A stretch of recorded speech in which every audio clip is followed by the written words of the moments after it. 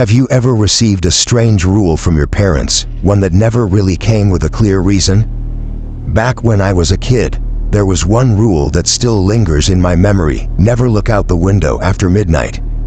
Back then, I thought it was just a way to make me go to bed earlier. But it turns out, that rule had a reason. That night, I broke that rule, and what I saw still haunts me to this day. Listen closely, because once you know, you might think twice the next time you feel like pulling back the curtain late at night. This happened while I was still in college at a small campus in Burlington, Vermont. If you know Burlington, it's not a big city, it's more like a quiet small town. There's the vast Lake Champlain to the west, a lake that looks beautiful during the day, but at night, it's dark, cold, and eerie. The wind from the lake often blows sharply through the town streets, chilling you to the bone. I was living in an old two-story apartment with my friend, Daniel. The building stood on a small side street near downtown, but since it wasn't a main road, the nights were extremely quiet. The apartment was over 100 years old, built sometime in the early 1900s. From the outside, it looked classic, white paint peeling off the walls, large, thick window frames, though some of the wood had started to crack. The stairs to the second floor creaked loudly with every step, often waking me up whenever Daniel came home late. Our living room was on the second floor, directly facing the quiet street. That street had only one street light in front, a dim yellow light that often flickered. You know those old lights that sometimes shine bright for a moment, then dim again, almost like something is messing with it. The shadows from that lamp would stretch into the living room through the thin curtains. Even a small gust of wind would make the maple tree branches sway outside, and their shadows would dance across the living room walls. That night, Daniel had gone to his room around 11. He always fell asleep easily. One night, even when the kitchen smoke alarm went off because I forgot to turn off the stove, he still slept soundly as if nothing had happened. I, on the other hand, I'm the type who can't sleep if I still have assignments or a restless mind.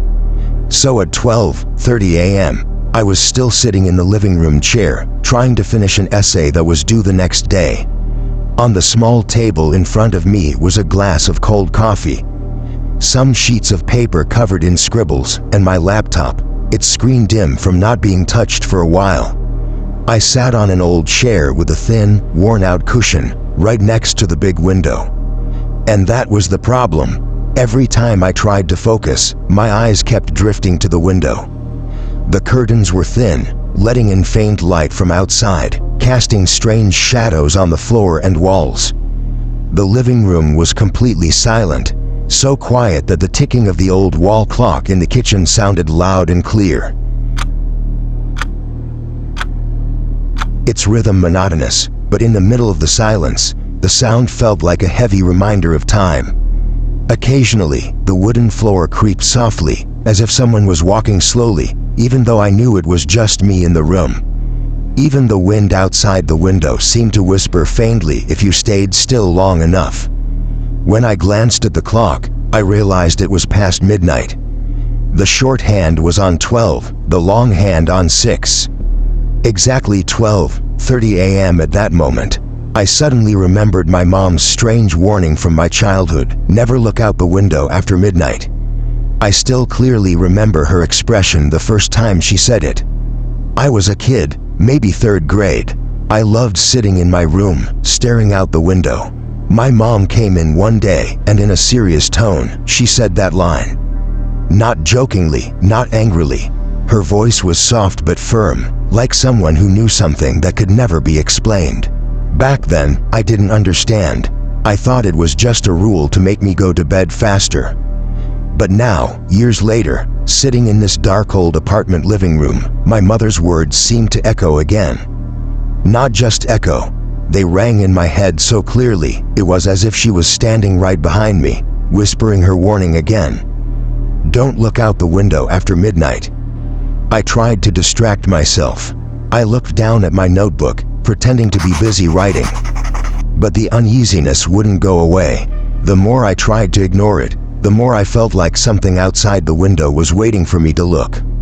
I started feeling uneasy, My palms were sweaty even though the night air in Vermont was freezing. I bit my lip and stared at the window, covered with a thin curtain. A faint shadow behind the fabric moved slowly, as if something, or someone, was standing out there.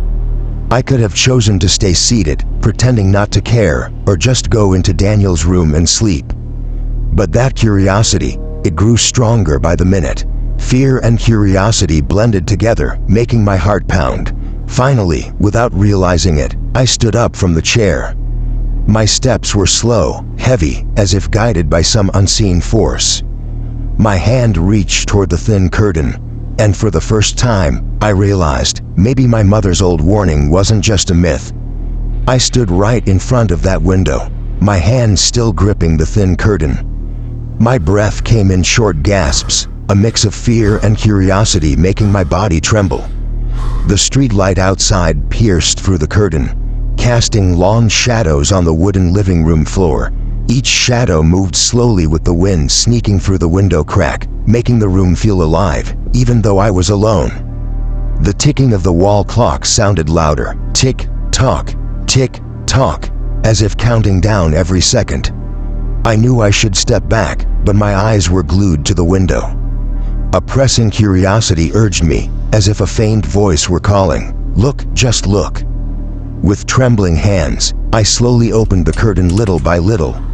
For a moment, I saw a figure standing across the street, under a dim, flickering streetlight. The figure was tall, thin, wearing worn and tattered clothes. Its face wasn't clear, just a dark shadow, but the eyes. I felt them piercing straight at me. Every movement felt watched. I nearly screamed, but the sound got stuck in my throat. My body froze, legs and arms locked. The figure stood still, until it slowly lifted its hand, pointing straight at the window. Its movement was slow, stiff, unnatural, as if its joints hadn't been used for a long time. I swallowed hard, trying to think rationally. Maybe it's just a shadow illusion, I told myself, but the sudden chill cutting through me said otherwise. I could feel its presence even before my eyes fully registered it. There was the faint scent of wet earth and something rotten, subtle but real, like the being was standing right in front of me, even though the actual distance was far. The figure began moving, slowly, almost crawling. Each step was silent, yet the shadow cast by the streetlight rippled like dark waves swallowing the asphalt. The street, which had been empty, now felt alive with its presence. I stepped back but tripped over a chair, nearly falling. My heart pounded, my ears rang, and cold sweat dripped down my temples. I closed my eyes for a moment, trying to calm myself. When I opened them, it was still there, still staring, still pointing. This time, its fingers moved slowly, as if warning me, as if saying, "Don't let your guard down. I see you." I stepped back again, cornered in the living room. My breath was short, chest tight. My hands shook as they held the curtain, but I didn't dare close it completely. There was a strange pull inside me, urging me to keep looking. The figure was so real. It felt as if it wasn't on the street at all, but pressed right against the apartment window, separated from reality only by the thin glass. Then, without warning, it moved closer. I saw its shadow on the asphalt, stretching and swallowing the streetlight's glow. At that moment, time felt frozen. The wind outside rustled the curtain, and the sound of leaves brushing together came like a faint whisper. "Look at me, or you'll join me." I shut my eyes instantly, hoping this was just a nightmare. But when I opened them again, it was gone. The street was empty, the streetlight flickering as usual, but no footprints, no shadow. Everything was silent, yet the chill in my body, the faint rotten smell, and the tension lingering in my head, all of it was real. I stood frozen for several minutes, trying to breathe slowly, control my heartbeat. I realized that night was different. The figure didn't leave just like that. It may have disappeared from sight, but there was a lingering feeling. Something out there always watching, always waiting, and I never felt safe in that living room again. Even now, whenever I pass by a window at night, that feeling returns. like a faint whisper always at the edge of my ear, reminding me of that night, the night I saw a figure that shouldn't be seen. The night my mother's old warning turned out to be true. I stayed frozen in the living room until dawn. My breath was heavy, my heart pounding, and my body trembling uncontrollably. The figure was gone, but its presence lingered in every corner. I tried to calm myself, convincing myself it was just an illusion, a side effect of exhaustion and too much caffeine. The next morning, I told Daniel everything. He listened with a serious expression, neither joking nor dismissive. Then he paused, staring at the large window, and said something that made my skin crawl. "You know, this apartment was once occupied by an old man named Harold Whitman, right? Apparently, he fell from this very living room window at midnight, and his body was only found the next morning. Some neighbors say Harold's ghost sometimes appears to mark the new residents." I froze. My heart raced even faster. The figure I saw that night could have been Harold Whitman himself. As if he was watching, judging, even warning me. I tried to laugh it off, but the laugh quickly died. When I looked at the window, something made my blood run cold. On the glass, not outside, there was a faint handprint right at my eye level. I drew the curtain back, but the street outside was empty. No one was there, yet the hand was real, as if it had just pressed against the glass.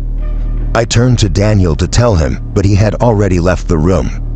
When I looked at the window again, the shadow returned, this time more clearly, and I could vaguely see his face. Harold, the thin old man with empty eyes staring straight at me. Slowly, he smiled, not a friendly smile, a terrifying one. Filled with malice, as if saying, "You're next, or you're already part of this house." Since that night, I never dared look out the living room window after midnight again. I even closed the curtains tightly, adding thick drapes. But every time the clock ticks past 12, I feel eyes watching me, hands slowly weighing to press against the glass, reminding me that I had broken the rule, never look out the window after midnight. And sometimes, when the cold Vermont wind sneaks through the window cracks, I hear a faint voice, almost like a whisper, "Look, I'm always here." Since that night, I realized one thing: there are rules that must never be broken. And if one day you find yourself in an old apartment or a quiet house, and the clock has passed midnight, never, ever look out the window. Because you never know who or what is waiting out there.